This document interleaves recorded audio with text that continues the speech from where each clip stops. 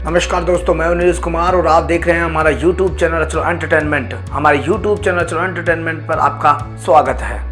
दोस्तों, आज मैं कोशिश करूंगा कि भारत के प्रधानमंत्री श्री नरेंद्र मोदी की कुछ सच्चाइयां देश के सामने लाने की।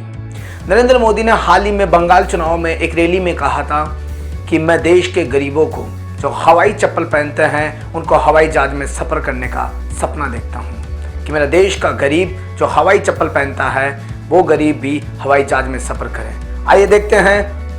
मेरा तो सपना है कि हवाई जहाज में कौन लोग बैठने चाहिए। इस देश की जो सुविधाएं अमीरों को प्राप्त हैं वो मेरे देश के गरीब को भी मिलनी चाहिए। जो सामान्य व्यक्ति हवाई चप्पल पहन करके घूमता है वो मुझे हवाई जहाज में दिखना चाहिए। ये मेरा सपना है। दोस्तों, जब कोरोना हमारे देश में दस्तक दे रहा था, जब 2020 में कोरोना हमारे देश में दस्तक दिया था, जब देश के प्रधानमंत्री श्री नरेंद्र मोदी ने कहा था कि 21 दिन में ये लड़ाई हम लड़ लेंगे, कोरोना महामारी से महज 21 दिन की लड़ाई हम जीत लेंगे, और संपूर्ण भारत में उन्होंने लॉकडाउन लगा दिया था।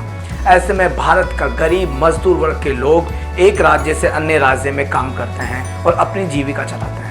प्रधानमंत्री नरेंद्र मोदी की लॉकडाउन की जैसे घोषणा की गई, मजदूर वर्ग में हलचल मच गई। वो अपने घर जाने की कोशिश कर रहे थे, लेकिन उनके पास कोई भी व्यवस्था नहीं की गई सरकार के द्वारा। वो पैदल ही प्लान शुरू कर चुके थे और एक राज्य से दूसरे राज्य में पैदल जाने लगे थे। कई मजदूरों ने 1800 किलोमीटर दूर भी पैदल चले। उनके पाँव में हवाई चप्पल भी नहीं थी और पाँव में छाले पड़ गए। मैं देश के प्रधानमंत्री नरेंद्र मोदी जी से पूछना चाहता हूं, आखिर ऐसा क्यों हुआ उन मजदूरों के साथ में। देश के प्रधानमंत्री श्री नरेंद्र मोदी जी देश को डिजिटल बनाना चाहते हैं।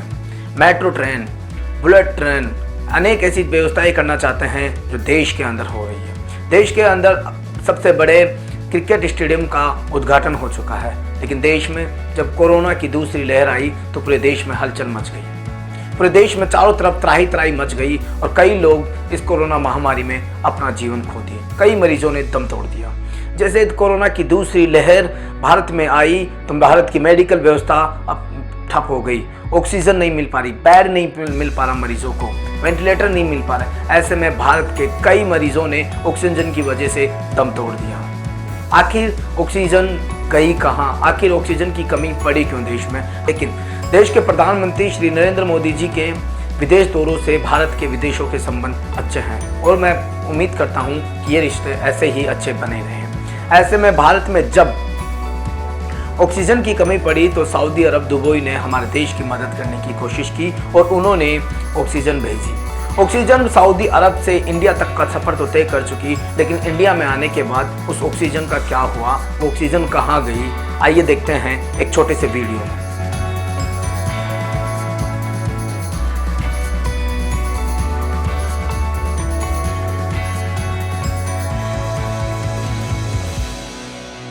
आप देख रहे होंगे इस वीडियो के अंदर सऊदी अरब से आई हुई ऑक्सीजन टैंक के ऊपर रिलायंस कंपनी का बैनर लगाया जा रहा है, रिलायंस कंपनी का लेब लगाया जा रहा है, ताकि देश को ये पता चल सके कि ये जो ऑक्सीजन है वो रिलायंस ने हमें भारत को दान दिया है, रिलायंस ने भारत के लिए किया है। आखिर ऐसा क्यों?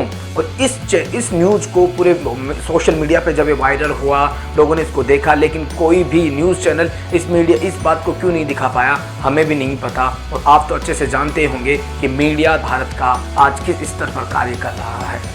हम पूछना चाहते हैं मोदी जी कि विदेश से आई हुई ऑक्सीजन भारत के लोगों के लिए थी या वो रिलायंस कंपनी का एक डील थी जो रिलायंस कंपनी ने सऊदी अरब से खरीदा था? है क्या किसी के पास इसका जवाब? तो आप प्लीज़ हमें भी बताइएगा। देश के प्रधानमंत्री श्री नरेंद्र मोदी जी कहते हैं कि मैं गरीब था, ट्रेन के डिब्बों में चाय बेचा करता था, मैं गरीबी को समझता हूँ, गरीबों की सेवा करना चाहता हूँ। लेकिन आज संपूर्ण देश ये जानता है कि कौन सा प्रधानमंत्री कितने गरीबों के लिए काम करते हैं और किन उद्योगपतियों के लिए वो काम करते हैं। दोस्तों, यदि मेरी किसी भी बात से किसी भी व्यक्ति को दिल को ठेस पहुंची हो तो मैं उसके लिए माफ़ी चाहता हूं। और अभी तक आपने हमारे YouTube चैनल को सब्सक्राइब नहीं किया तो प्लीज़ सब्सक्राइब कर लीजिए। और हाँ, ये वीडियो आप जितना ज़्यादा हो सके उतना ज़्यादा शेयर कीजिए।